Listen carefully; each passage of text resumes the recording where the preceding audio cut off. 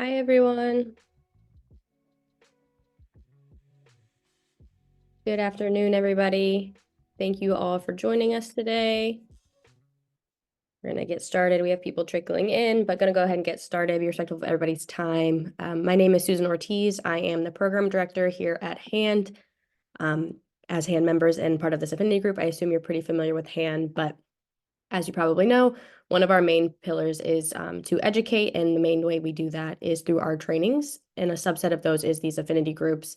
They're a little bit smaller and more intimate than our typical training, so I want to invite you all today to come ready to participate, ask questions, be fully engaged. We have a really great presentation planned for you today, courtesy of the Blue-Green Alliance. We have 3 representatives from their team here today to teach us 2 really good sides of what they do. I've been learning a lot about what they do, and I'm really excited for them to share that with all of you as well. Again, I just want to reiterate, they do have a presentation for us, but please be engaged, ready to ask questions, all of that sort of thing. We'll have a period of time blocked off at the end for questions, but as the presentation is going on, feel free to drop questions and comments in the chat, and we can monitor those and see if it makes sense to answer them then or hold them till the end.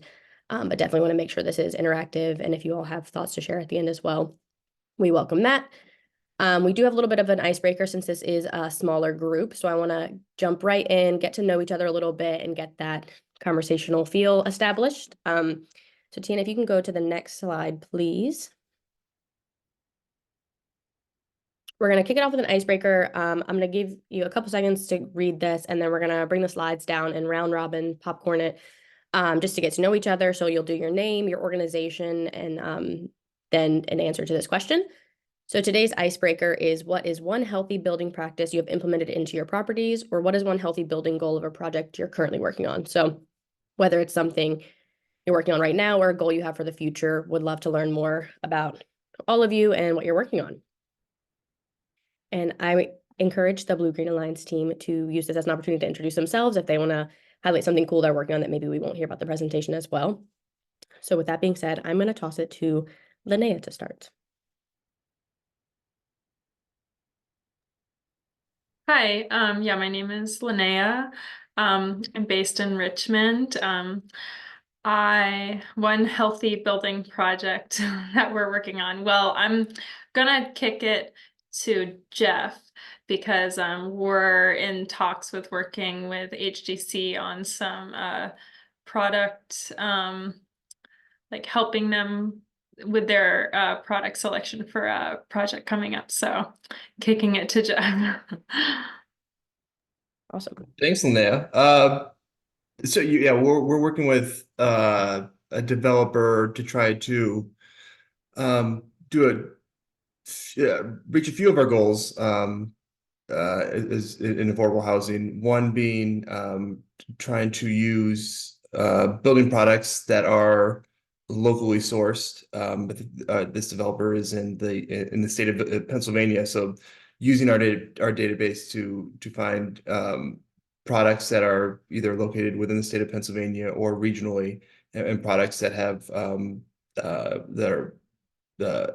you have product certifications or eco labels attached to them. One other thing I'd add is one of the goals that I and hopefully I think my colleagues have is just getting more data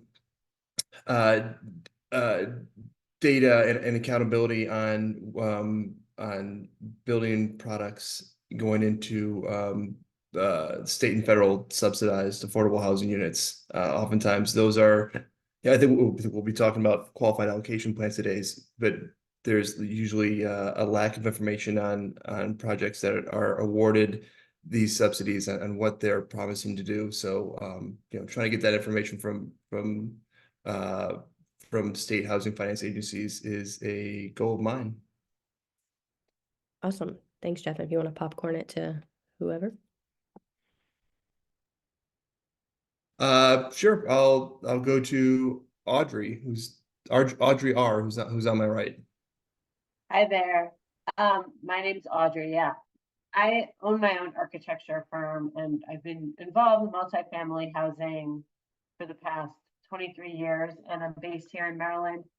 Some projects I'm working on now, I think all of them we try to incorporate green elements, and some of it's required and some of it isn't required, but I mean that's in the interest of what we do as part of RBC LLC. And a project I'm working on right now would be a community center here in Rockville. It just started construction, and the client was very keen on using products that were zero emissions and easily acquired. So we're going through the submittal process right now and just trying to get things ordered as quickly as possible and making sure that they meet the criteria set forth by the state of Maryland, since that's the funding, most of where the funding is being sourced from.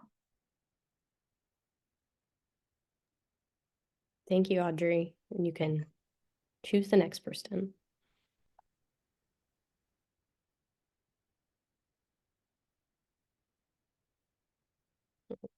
I'll go ahead. Lindsay, would you like to go next?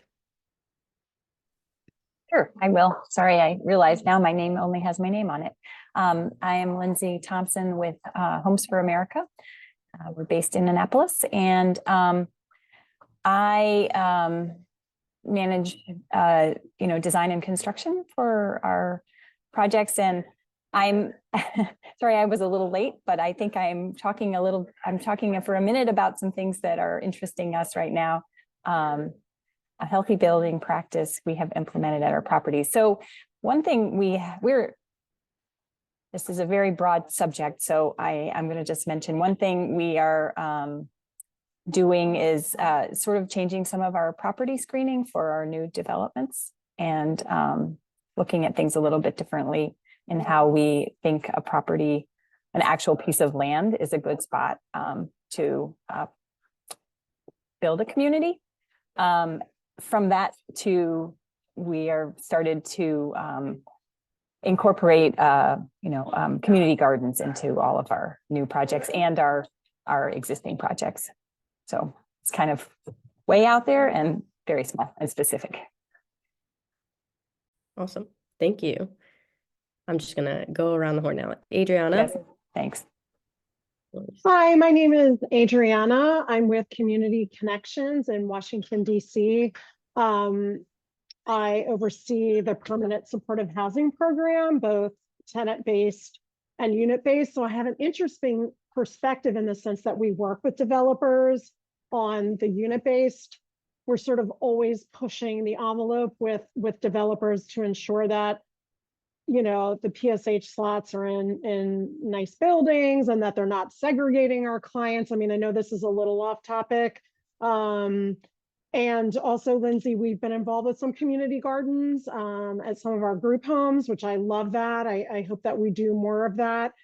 And again, I think our biggest issue working with landlords in DC is to ensure that, especially some of the landlords that are, managing older properties, to really make them much more, I don't want to say livable, but I sort of do, like much more inviting, much more like doing repairs as needed. And so, because there's a lot of buildings built in DC that when they were still lead, in the windows and in the window frames and things like that. So just trying to push the envelope as much as we can for environmental justice for the clients that we serve. Awesome. Thank you. Next up, Robin. I'm on camera, possibly. Hi, good morning. Robin Houston, a little different than everyone else. I'm actually client relations for McGran Associates. We are building energy consultants and engineers. So we partner with architects, developers, builders to build high performance buildings. And so one of the practices that we're really pushing on the Maryland, which part of it is legislation, is electrification. Making sure that there is no longer gas being installed in these affordable housing, even in areas where legislation isn't pushing that. Good indoor air quality. And so with that, it really is a concerted effort of just really educating even some of the newer developers who are just kind of coming into this market of efficiency to show them where there are opportunities and incentives, if you will. And to comment on the last speaker about existing properties, there is a high need to be able to make those properties, again, more livable and efficient. But again, looking for some kind of public and private partnership to help us accomplish that. And that's a goal that McGrann is looking for in terms of researching various incentives and rebates that we can bring to our clients to achieve those goals. Great. Thank you for sharing. Nina?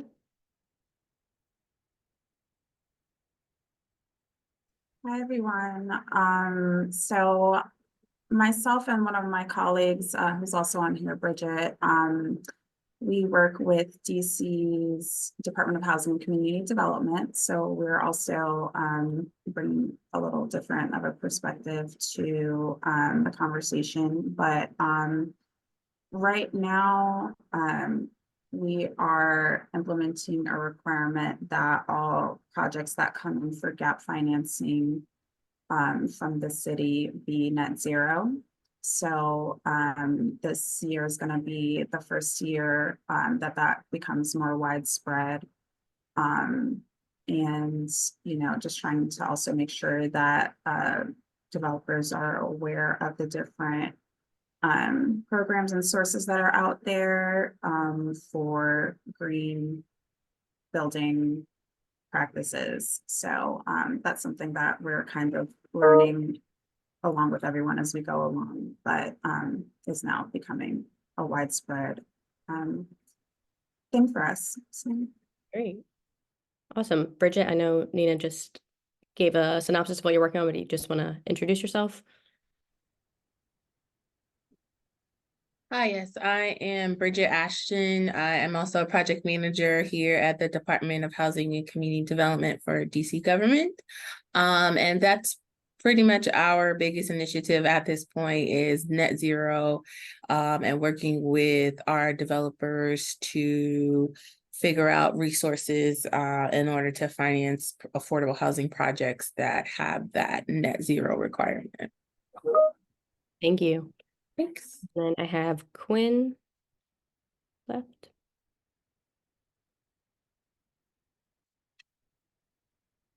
Might not be available right now. Moha, are you available to share? Hi, yeah, this is Moha Chakor with National Housing Trust. We are a nonprofit based in DC, and we own and develop affordable housing. So I guess one of the healthy building practices that we have implemented is we are working towards, I guess, net zero and electrification, and then also working closely across our portfolio with some partners to do some solar array installations as well.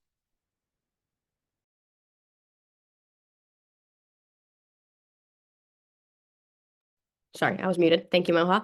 And last but not least, we have Taylor here from the HAND team, here to listen in and find out all the great policy implications. If you want to introduce yourself, Taylor. Hi, everyone. Yeah, as Susan mentioned, I'm Taylor Phillips. I'm policy director here at HAND. So just wanting to join, I think just the focus of this conversation. Appreciate all the examples you all have shared. And I think in my work, thinking particularly on the preservation side of affordable housing, like how do we make sure that folks are able to electrify and make spaces more livable, but also not lose the existing affordable housing stock as conversations with our members is something we're thinking about. So happy to be here. We'll be listening in and nice to meet you all. Awesome. And then I know, Gabby, we missed you, but did you have anything to add to Jeff, or you just want to get into the presentation? Hi, Gabrielle Davis, Program Associate at the Blue Green Alliance. We can roll right into the presentation, if that's okay. Awesome. Yeah, of course. Thanks, everybody, for sharing. We're going to go ahead and pass it over to the Blue Green team. Tian, if you can put those slides up, and I believe Linnea is going to kick us off. Thanks. Yes. Hi, everyone. Thanks so much for showing up today and attending this session. We're really grateful to have this opportunity to discuss environmental justice and affordable housing and how QAP strategies can alleviate some of the environmental burdens that residents of affordable housing face. Next slide.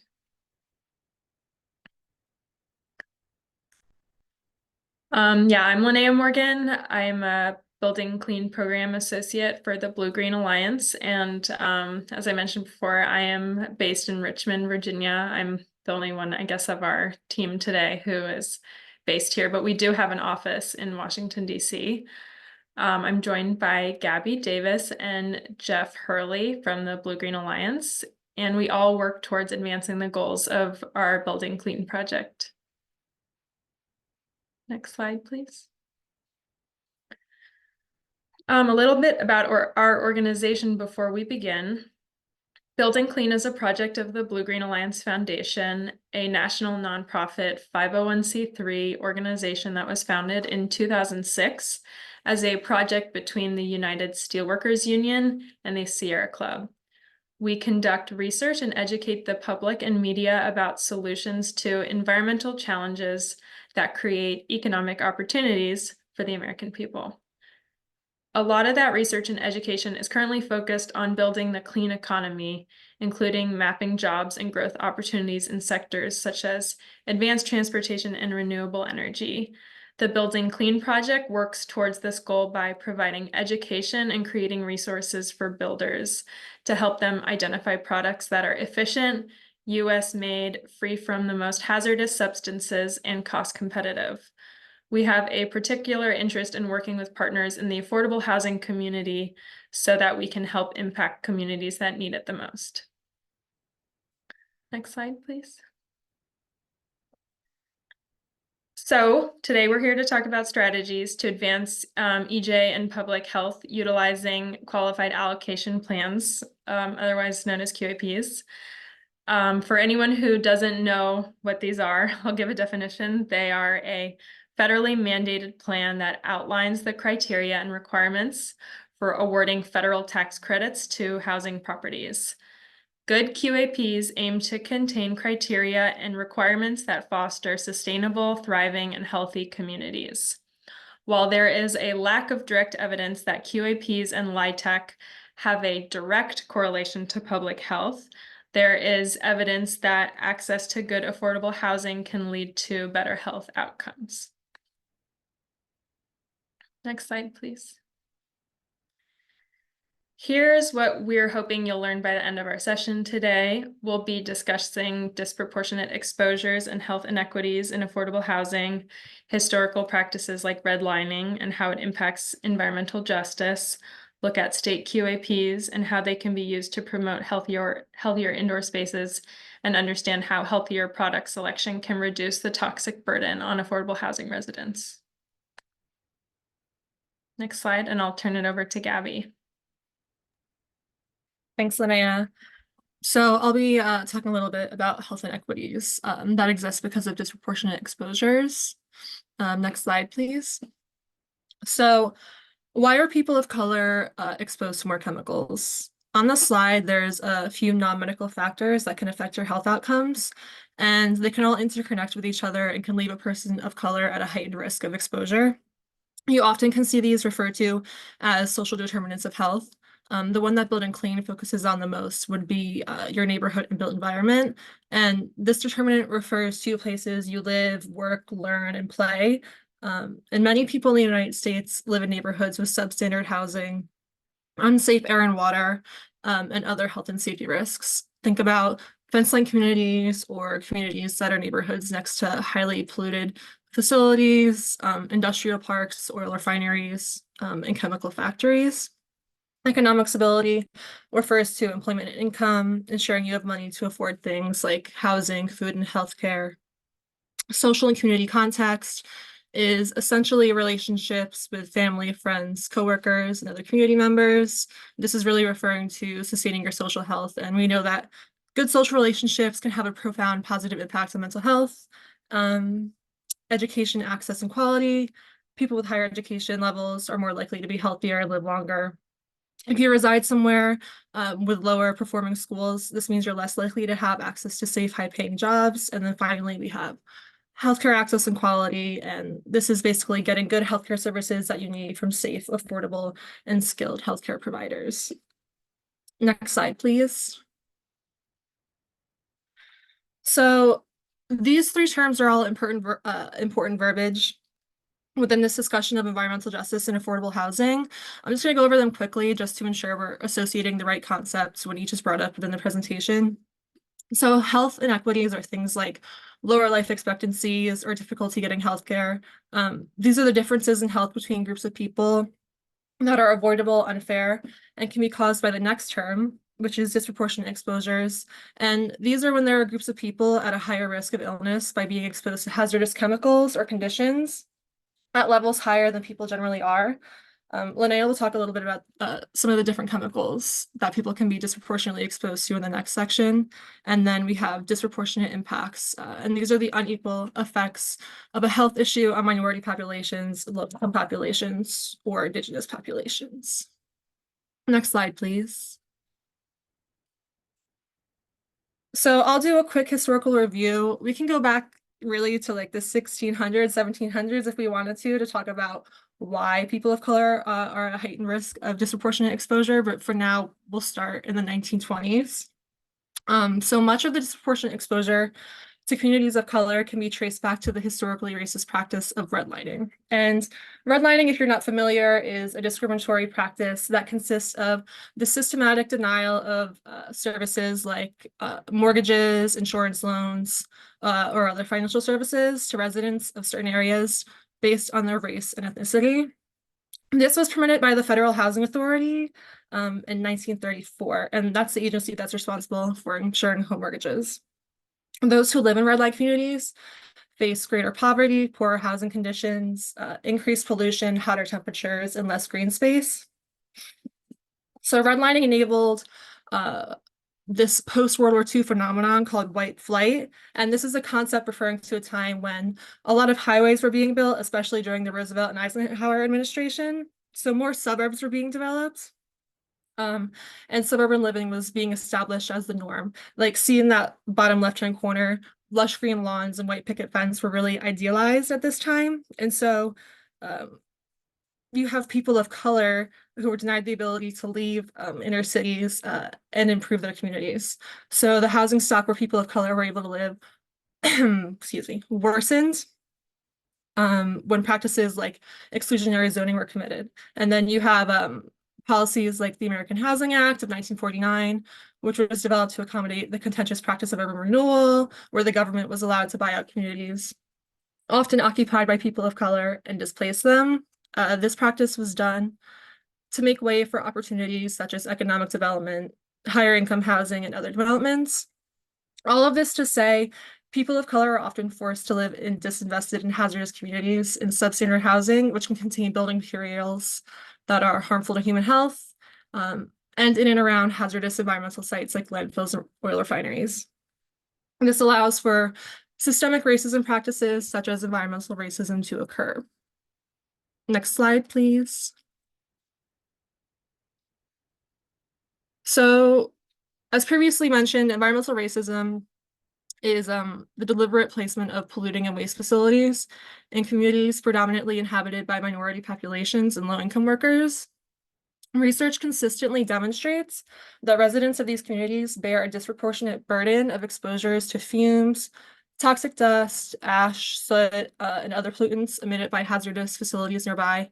Consequently, they confront heightened health risks, including elevated rates of cancer and respiratory ailments. This graphic on the screen shows the racial ethnic disparity in PM 2.5 exposures, which are incredibly small particles that can be absorbed into the bloodstream when inhaled and have a negative impact on your health. The red shows the percent exposure disparity that is greater than the average. Next slide, please. So the amount of toxic chemicals a person is exposed to and the impact they would experience from those chemicals is tied to race and income level.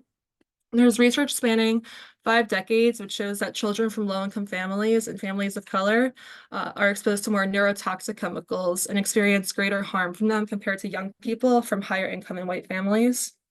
Exposure to harmful substances, including lead, pesticides, and phthalates affect brain development and can cause developmental delays, with poverty and racial discrimination exacerbating these effects further. Next slide. So this is a good chart to have in case you wanted to screenshot it, that shows different chemical linked racial health inequities. People of color are disproportionately impacted by certain diseases and health conditions. And many of these diseases are known or suspected to be linked to the exposures of certain chemicals or pollutants that are found in our environment and bodies.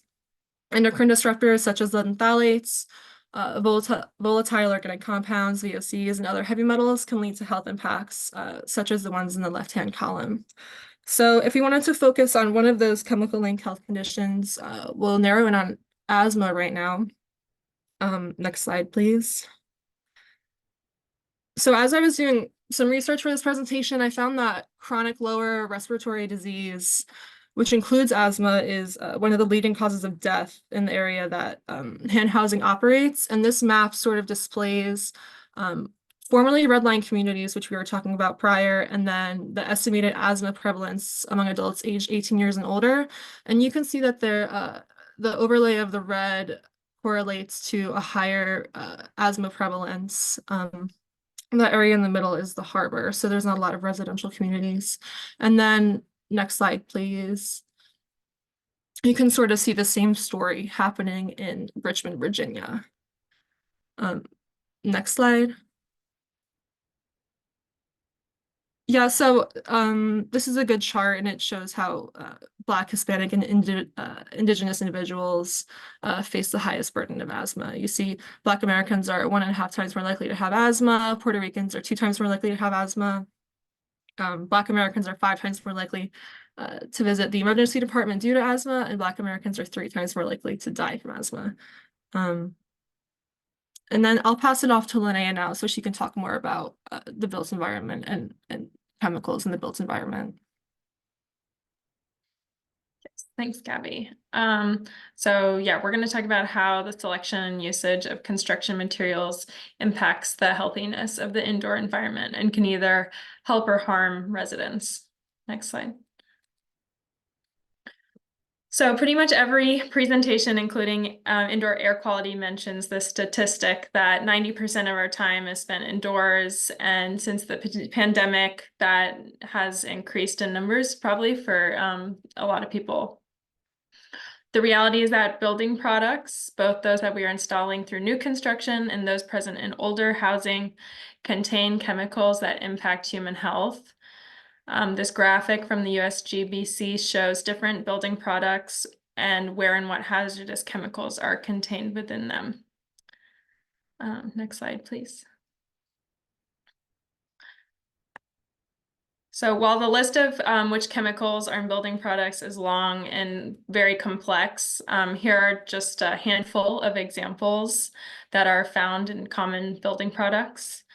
PFAS, which are perfluorinated substances, I think that's what they're called, are found in many sealants and like water repellent, oil repellent materials. VOCs found in adhesives, styrene and insulation, formaldehyde in compressed wood products, phthalates in caulks, and halogenated flame retardants in spray foam. Next slide, please. So chemicals do not stay neatly contained in building products for the entire life of the product. Building products off-gas and emit chemicals as they are exposed to the elements and go through wear and tear. People get exposed by absorbing chemicals through skin contact, through ingestion, if it gets on your hands or if it's in the air, and you can just breathe it, like it can come in through your mouth, and then through inhalation, which is probably the most common way we're exposed, which is how, because chemicals can like hitch a ride on dust, and they're just really small particles that end up in our bodies. Next slide, please. So asthmagens, Gabby, showed us how asthma is a really big issue for people of color and low-income populations. And the question is like, how are we protecting residents from either being triggered in their asthma responses, in their symptoms, or are we like exposing people to asthmagens that are going to give them asthma? So while the most dangerous time for these products is during and briefly after application or installation, some products do off-gas for months or years after they're first introduced to a space. And so having one or multiple products that are off-gassing in a space can have lasting effect on the resident's health, especially in homes with poor ventilation. Slide. So maintaining healthy indoor air quality is really critical to supporting residents' health. Indoor air quality is affected by many factors, from the construction materials, furniture, just general living processes such as cooking, environmental factors such as radon, or legacy pollutants like asbestos or lead. The EPA states that studies suggest that indoor concentrations of air pollutants are increasing by factors such as the types of chemicals in home products, inadequate ventilation, hotter temperatures, and higher humidity. Children, older adults, individuals with pre-existing conditions, Native Americans, and households of low socioeconomic status are often exposed to a higher level of indoor pollutants. And including ventilation systems with at least MERV 13 is recommended to maintain a healthy indoor environment to just manage like the cocktail of chemicals and gases and pollutants that end up in our spaces. Next slide, please. So vulnerable populations are the ones who are the most susceptible to the harmful effects of these chemicals, and their health really should be protected. This includes children and the elderly, people with respiratory conditions such as asthma, and those with weaker immune systems, and those with limited access to health care. The list goes on, but just to call out that children are really particularly at risk, and women who are pregnant or people who are pregnant, as they're, especially with children, their bodies and fetuses are still developing and immune systems are not developed. A lot of like phthalates or phthalates are specifically known to disrupt the natural development of children's bodies. The elderly who spend a large amount of time indoors are also more at risk. And yeah, next slide.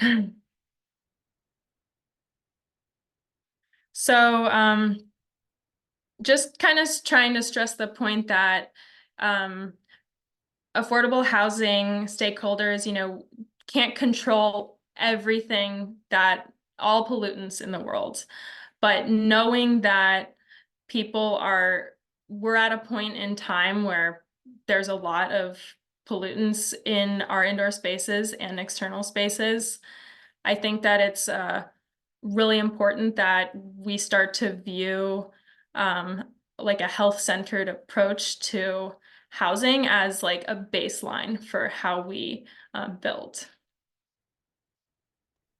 All right, next slide. So I'm going to talk about some healthier building practices. You can go to the next one.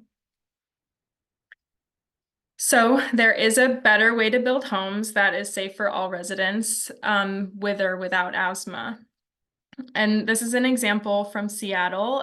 They're Breathe Easy Homes that were a partnership between the Seattle Housing Authority, the American Lung Association, Enterprise Community Partners, and other local health orgs. The High Point development targeted low-income families with children suffering from asthma or similar conditions. And it was on the site of previous low-income housing that was believed to have caused respiratory issues. Redevelopment included increasing the building's energy efficiency as well as choosing healthier products such as linoleum flooring and low VOC cabinets and paints. They also included walk-off doormats and mechanical ventilation system. And they found that it worked, that residents experienced 61% more symptom-free days and had 67% fewer emergency room visits in a 3-month period. So this just goes to show that when we do think about what we're doing and have a goal of reducing asthmagens and chemicals in the built environment, that it does actually have quite a dramatic effect. Next slide. So what are healthier products? It's recommended to look for these labels when purchasing products because they take the guesswork out of finding, like combing through the materials to look for what chemicals are in there. They're tested and verified to contain lower VOC emissions or to contain less harmful chemicals. Next slide, please. Ingredient disclosures are not certifications, but are like the ingredient labels for products, and they are often the basis for understanding what is in a product. So these are two different kinds of ingredient disclosures. There's on the left, declare, which shows where the products came from, what it's made of, and where it goes at the end of product's life. And on the right, HPD's health product declarations, which are a little bit more extensive in showing that they showing the hazardous ingredients, the physical and chemical properties of those ingredients, and fire and explosion hazard data. Next slide, please. So Building Clean has ranked certifications from good to better and best, kind of as a tool to aim for higher, but also having a baseline. So the best products labels showing that they are free of the most hazardous content. So it's kind of like a red list. Chemicals that we know to be the worst are not allowed in these products that are in the top. Better products or better certifications limit some of the most hazardous content, which is still really good. And good product certifications would be to certify that they have low VOC emissions. And we recommend always striving to meet good level as a baseline to provide a healthy indoor environment. And thanks for listening. I know we just threw a lot of information at you. I think we're going to keep throwing some information at you, but I'm passing it off to Jeff. Thank Jeff, you, I'm gonna Linnea. hop in real quick to see if we should answer this question now. On Linnea's portion about Breathe Easy Homes, Adriana asked if you know that if DC, Maryland, or Virginia have plans to invest in that program. So I am not sure. This was actually, I think, a project from the 2000s. And we would love to see it replicated. I'm sure that there are people doing this type of work, but the difference was that they involved like all these partners and actually did a study. And I think that it would be great for there to be more data and more information and more like collaborated efforts between health organizations and housing to really like document how building like this, is helpful. Definitely. I agree. Thank you. Sorry, Jeff. Go ahead. Sure. Thank you, Susan. Thank you, Linnea. And thank you, Han, for inviting us to speak this afternoon. In my part of the presentation, I'll try to weave a dual narrative. I want to dive deeper into qualified allocation plans, but also continue the dialogue from Linnea and Gabby on the use of healthy building products and disproportionate exposures in housing and how how states can address them in QAPs. I think it's safe to say there's a greater recognition of the link between housing and health, and perhaps to a lesser extent, health-based racial inequities in housing, but little discussion on how LIHTC, the nation's largest program for the production and preservation of affordable rental housing, can improve health. Oftentimes there appears to be a belief that safe, affordable places to live reduces stress and provides stability, which I think is true.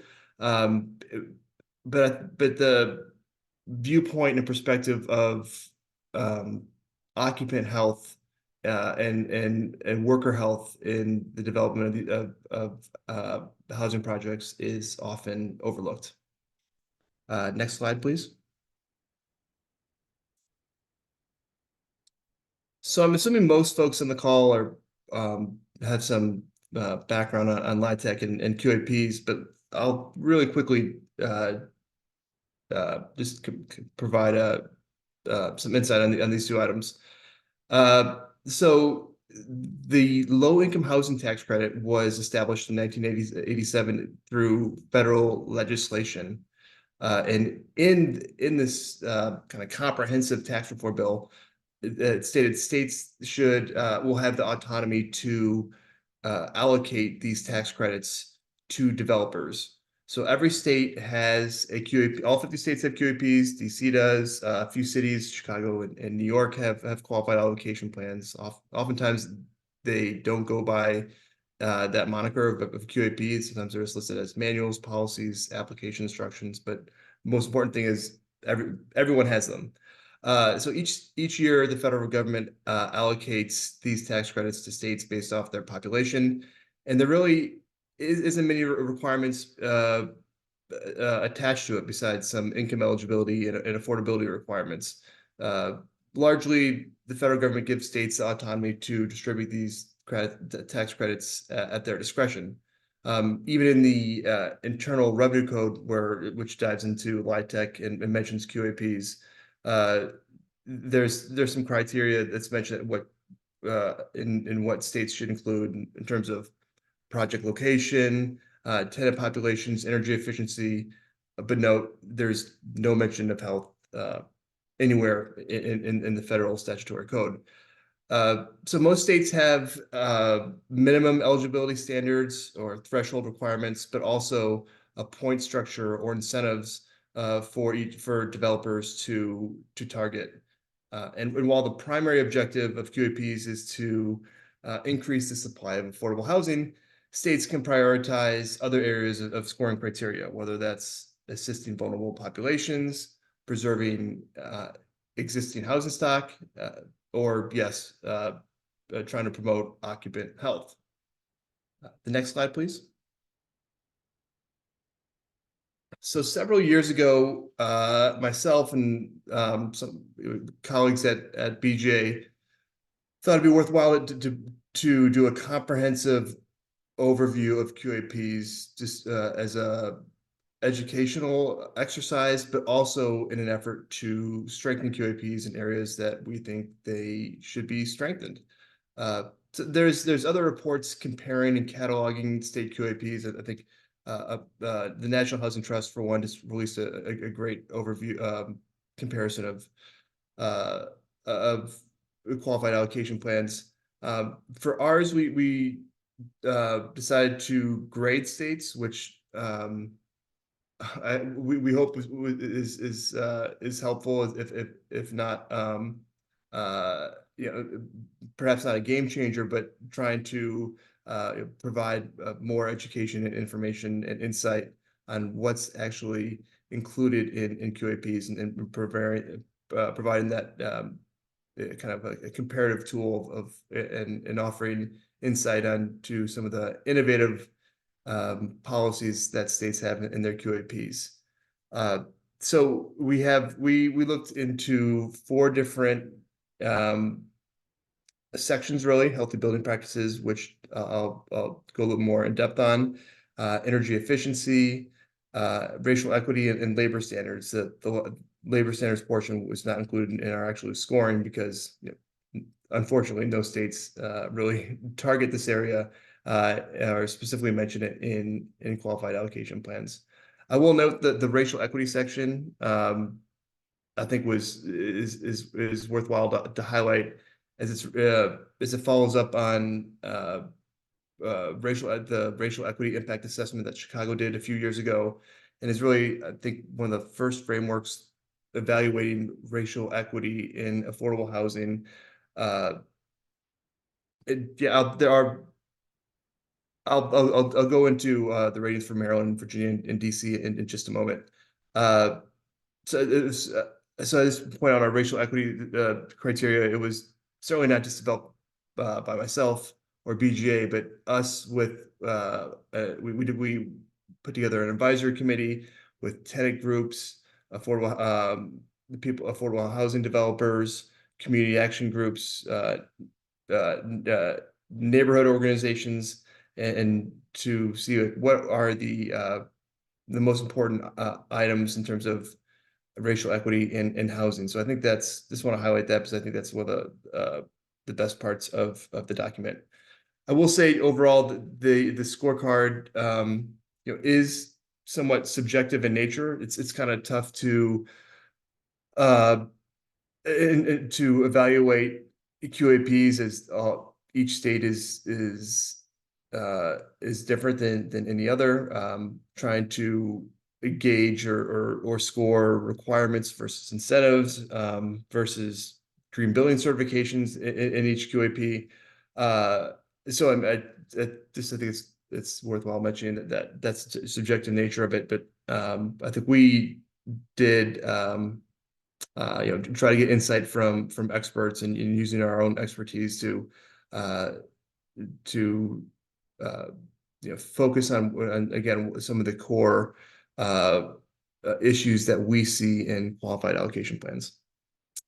Next slide, please. So continuing what the conversation from Linnea and Gabby, our belief that reducing exposures to VOCs, heavy metals, phthalates, and building products provide opportunities to improve the health of people of color. As was pointed out, evidence has shown that birth risks and adverse birth outcomes, asthma, and obesity in children and diabetes all disproportionately impacts Black and Hispanic Americans. So our criteria had a focus on these chemicals that exacerbate health inequities.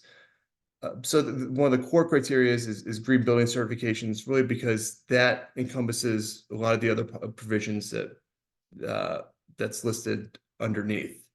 So when I reference green building certifications, these are certification systems established by independent third parties to evaluate sustainability and environmental impacts. So you think LEED, Enterprise Green Communities, and National Green Building Standard. Low VOC finishes is for flooring. The product certification was included. Product certifications such as Floor Score, Green Guard, Indoor Advantage. We also listed low VOC for sealants and adhesives, which there are product certifications in Green Seal and Green Guard Gold and Indoor Advantage.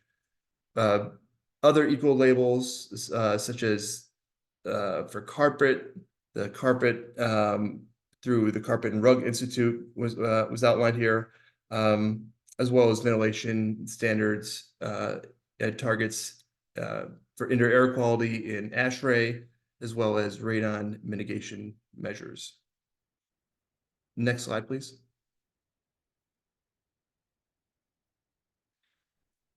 So this slide just kind of provides a template of the healthy building practices in green building certifications. The three most commonly used certifications in QAPs, LEED, Enterprise, and NGBS, are aligned to most of the criteria of the core scoring segment of our healthy building practices section, as they target low VOC finishes, ventilation, radon resistant, and healthy carpeting. Now really, I think people often focus specifically on enterprise versus lead. Enterprise is designed specifically for affordable housing and has a strong focus on health and wellness, while lead is similar and it's focused on environmental and social sustainability. Both of them utilize standards in best practices in energy efficiency and housing design. If it's all right, Adriana, I'll get back to your question in a little bit.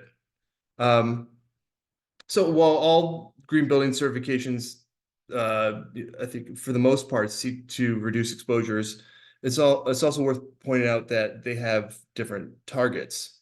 The WELL building certification, which is not listed on this chart, but a few states target the certification in their QAP. WELL takes a holistic approach where the built environment can enhance the user's physical, mental, and emotional well-being. And you compare that to something like the Living Building Challenge, which requires buildings to be net positive in energy and water, and values the site's materials, health, equity, and beauty. Next slide, please. So we've seen one of the things that we found in our research was we've seen an increase in states incorporating green building certifications in their QAPs. I think over the past 6 years, the amount of states who require green building certifications has doubled. And I'll outline the chart here. We did not include the Energy Star certification in our research, but rather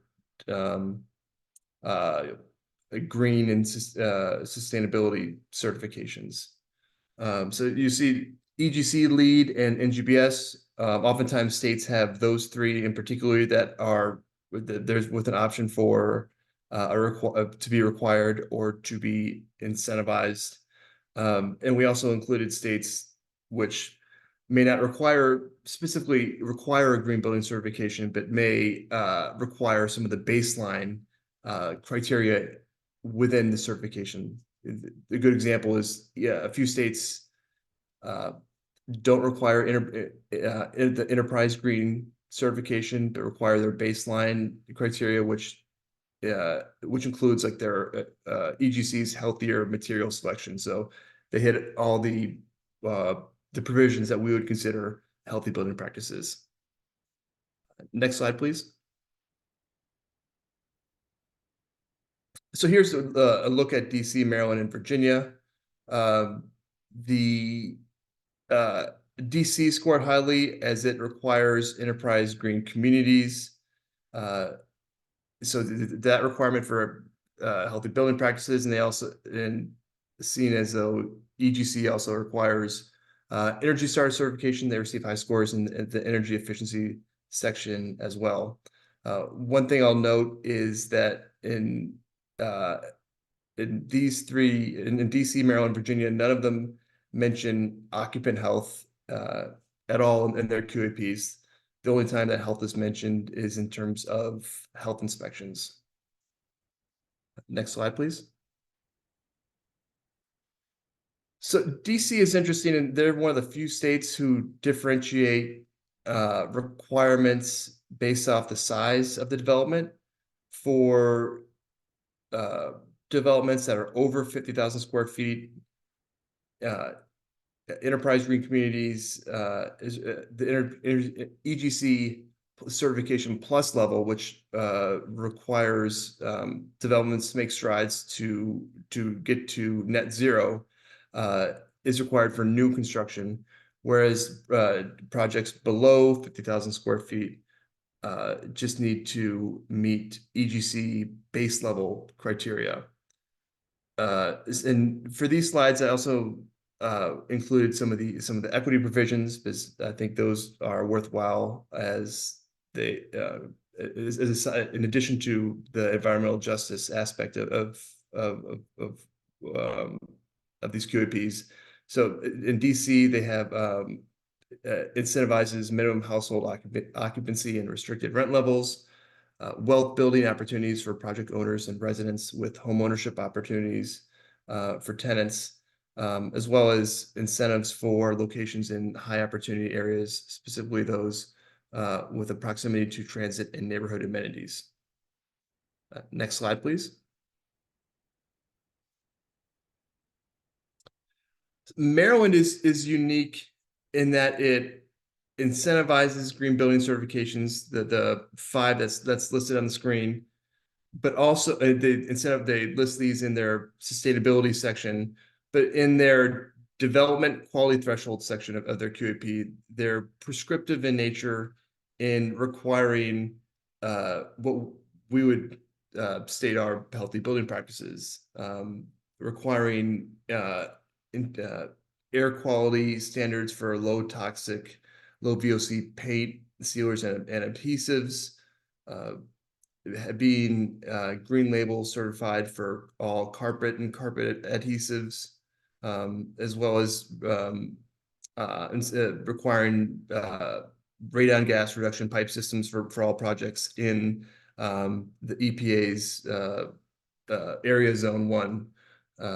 So all these are required for any developer seeking to receive low-income housing tax credits. For the equity section in Maryland includes income targeting, points for BIPOC developers and service providers, as well as communities of opportunity, whereas it incentivizes developers to locate their projects where there is access to jobs, quality schools, and other economic and social benefits. Next slide, please. Virginia, it does not have as much language compared to DC and Maryland. They incentivize Earthcraft, LEED, NGBS, and EGC, as well as offering additional points for the Department of Energy Zero Energy Ready Home Program or Passive House. They do for equity. They have I believe points for universal design, location in high opportunity areas that are close to transit, excuse me, and developments that are amenity heavy. One thing I'll note for Virginia is they are currently in the process to modify their current QAP and are looking towards their 2025 version.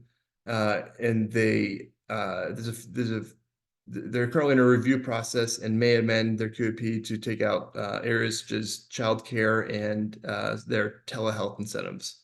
So I think that all that information is listed on the Virginia Housing website in their QAP section. Next slide, please. So just some examples of states with unique or perhaps what can be considered as some innovative practices. There's a number of states who have their own state standards as opposed to having a threshold requirement for a green building certification. Washington is one example. Their Evergreen Sustainable Development Standards. These award points for low VOC paints, sealants, composite wood products that have low or no formaldehyde, as well as non-carpet floor coverings that do not contain PVC or chlorine. Idaho is another state similar to Maryland, where with an incentive for green building certifications, but also a list of prescriptive healthy building practices.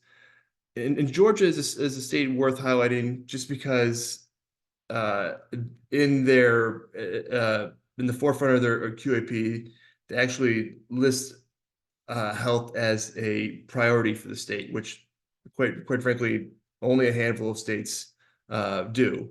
So they specifically state developments should produce quality developments that bolster resident health outcomes, that support resident well-being and health, as well as neighborhood and site locations that minimize exposure to contaminants harmful to resident health. So I just want to point that out because oftentimes this type of priority is overlooked or ignored in state QAPs. Next slide, please. So here's just some food for thought for folks moving forward. There's a number of ways that states can address occupant health in their QAPs. One is, I think, similar to what Georgia does, is just to highlight health for tenants and occupants as something that is a concern and should be a point of mind for developers and contractors. Also, to consider health disparities, like what in a state or region are there high asthma rates? There's certain ways for a state to target certain health implications if there's a cause for concern for the general public or even certain demographics of people. Requiring green building certifications, I think I've made my point there. That is usually seen as the easiest path to address healthy building perspectives, and finally, there, I think, outside the scope of health for in building products, there's other ways that the states can target and incorporate health promoting resources, whether it's on-site health screenings, pharmacy services, counseling, or I think, as Linnea was describing earlier, the collaboration between housing developers and healthcare institutions. These are other ways that prioritize health and should probably be considered by states. For Virginia and Maryland, they modify their QAP every year, like most states do. DC has a multi-year process, but for all three, really, let me take a step back. Most states have an open comment period to suggest changes to their QAP, but really, if you talk frankly with Housing Finance Agency staff, they're open to comments year round. So I would, if you would like to make changes to your state QAP or to your state Housing Finance Agency, I would recommend getting a better idea of what the state timeline is, and just be active in terms of communications and what your requests are, as well as having an understanding of what the request is. If it's for the 9% credit, that's very competitive compared to the 4% credit in QAPs, whether it's something that you want to be that should be a threshold requirement versus just maybe increasing the amount of points for an incentive.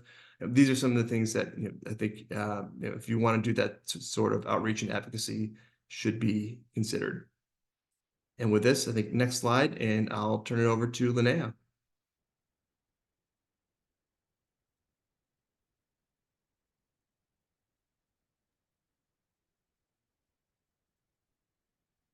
Thank you. All right. Thanks, Jeff, for all of that great information. As we're wrapping up our conversation here today, I just wanted to let you all know about a database of products that we have developed with Ecomedes to find healthier products. Next slide, please. So it can be accessed through buildingclean.org, which is our website, via Find Certified Products, or buildingclean.ecomedes.org. Next slide. And through our partnership with Ecomedes, Building Clean provides access to information on thousands of efficient and healthier building products, many of which are being made by manufacturers in our personal Building Clean database. Search options include Energy Star and WaterSense qualified products, products with eco labels and certifications, and products that qualify for LEED, Living Building Challenge, WELL, and Green Globe's green building certifications. You can also search products that are made in the US, which can help with Build America, Buy America requirements if anyone is working on projects that's going to be having to adhere to those requirements soon.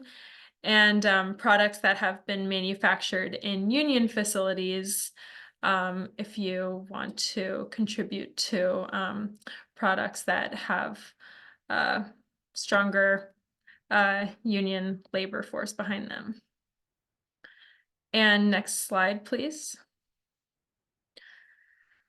Yeah, thanks so much to Susan and Tiana for organizing this talk and for having us present today. I recommend visiting buildingclean.org for more resources and education regarding the topic today and other topics in the same family. Yeah, excited to hear any questions that you have. Awesome. Thank you all so much. I know I learned a lot and have a lot of questions, but going to open it up to the floor and let you all chime in first.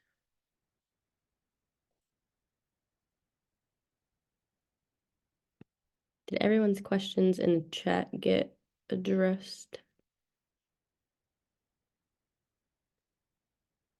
I'll just one question that and Adriana, please let me know if this is getting to your question or not. But in terms of how incentives are defined, so I'd hesitate to say all states, but a majority of states within their QAPs, they have a point structure for to receive qualified to receive low-income housing tax credits. So when I'm saying that, that's kind of the incentive process, trying to, if sometimes a green building certification may be a developer or rather an applicant would get 10 points for achieving that certification versus something that they don't prioritize as much might just be incentivized by getting 1 point for achieving a certain objective. So yeah, that's kind of the incentive process, and then the state usually has a threshold for to receive a certain amount of points to be eligible for the tax credits, and then the top applicants will are more likely to receive those tax credits. Hopefully that's helpful.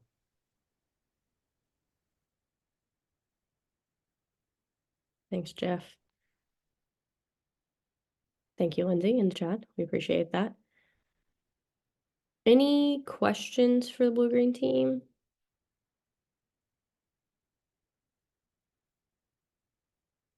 I have a couple. One of the biggest things we hear from our members taking on this work is where's the money for it and where can we find the money for it?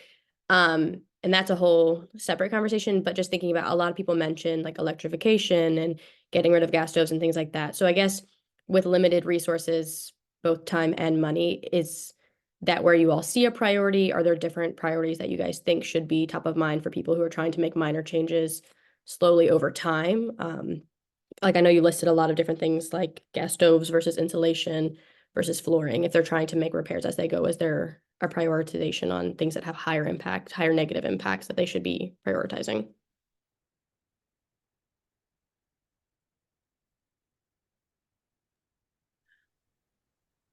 I'd have to think about that. I'm sure that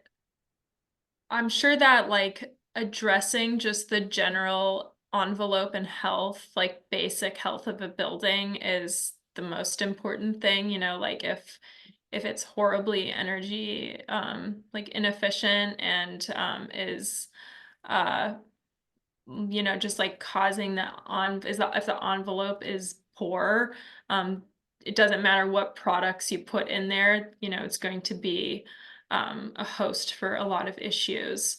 So I think pretty much always addressing the envelope is going to be most important.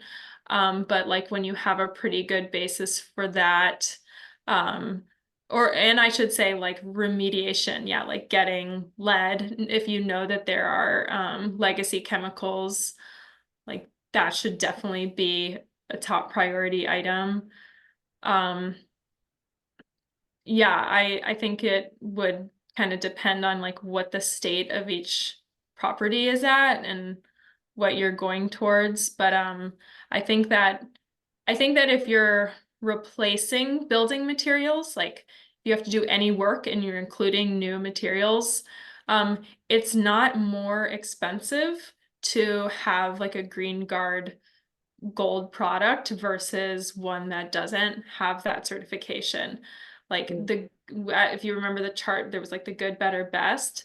You know, there will be some certifications that have more like social impact attributes to them, and those will sometimes be more expensive than just your typical building product. But when you're looking at I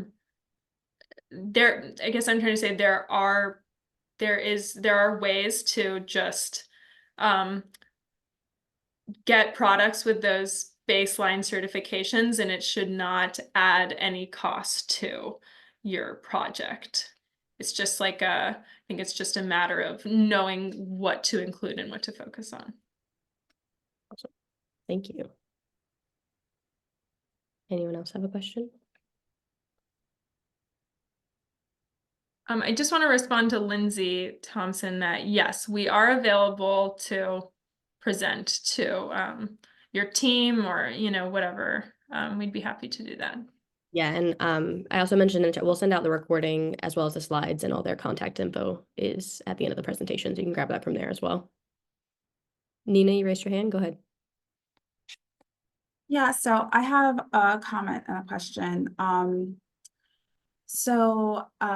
Jeff, you mentioned that people could reach out to different housing finance agencies and whatnot to make recommendations during the QAP update process, or like at any point in time.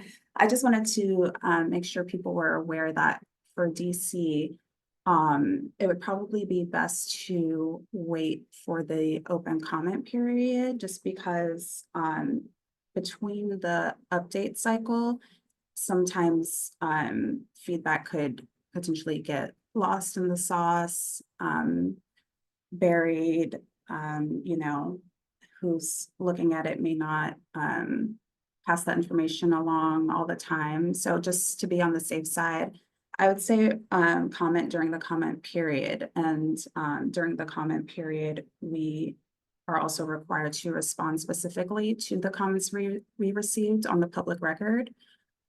So that can also help facilitate dialogue and, you know, show people the feedback loop and what we have taken into consideration and kind of where we landed on things. So I just wanted to make people aware of that. And also, thank you for the grading system that you guys put out and shared with us today. That's very enlightening, and I think we'll take it as instructive in the future. I was wondering, I don't know if I missed you saying anything to this effect, but is there a state QAP that you've seen that you think is a model that more people should be looking to incorporate in their QAPs?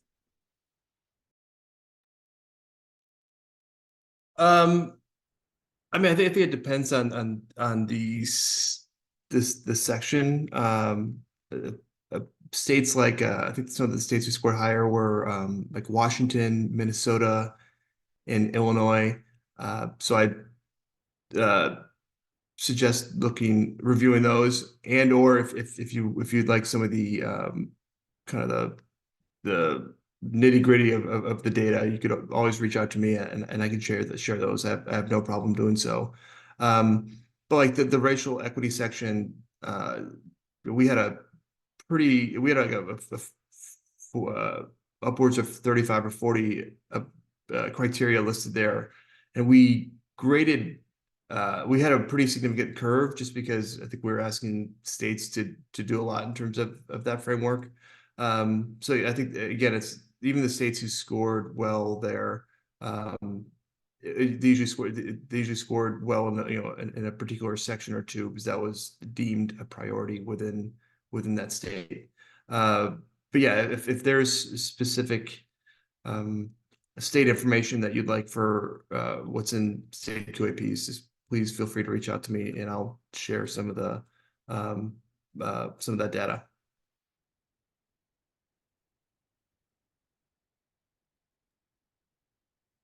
Awesome. Thank you. And if you guys look in the chat, Gabby dropped a link to the full scorecard as well.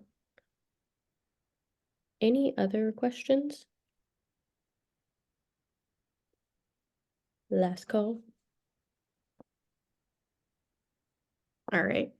I won't push it.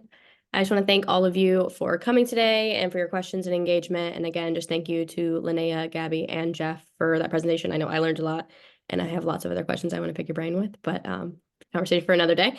So again, just thanks everybody for coming. Again, this will be sent out to you all with the recording and the presentation. And then I also do want to plug that registration is open for hand honors. So that's our largest event that we have each year. We will be back at the Kennedy Center again this year. So we're excited to host the event at the Kennedy Center again for the second year. That's going to be on June 13th from 6 to 9. So if you want any information on that, just follow up with me as well. But registration is open for that on our website, and we hope to see you there. But without any further ado, I want to, Linnea, you have something? Yeah, I just do have one thing to say real quick. If anyone on the call is using IRA funding for projects and wants to I guess collaborate with us or have questions or just talk to us about their project, we would be happy to speak with you. So yeah, you can just spread that around. Yeah, especially we're going to be doing some research about the Build America, Buy America, those requirements, and would just love to hear people's feedback about your concerns and questions relating to, yeah, some like prevailing wage and IRA and stuff like that, that kind of implementation. So thank you. Amazing. Thank you. All right. Thanks, everybody. And thank you again, Blue Green Team. We really appreciate your time and all of the insights you shared today. Have a great day, everybody.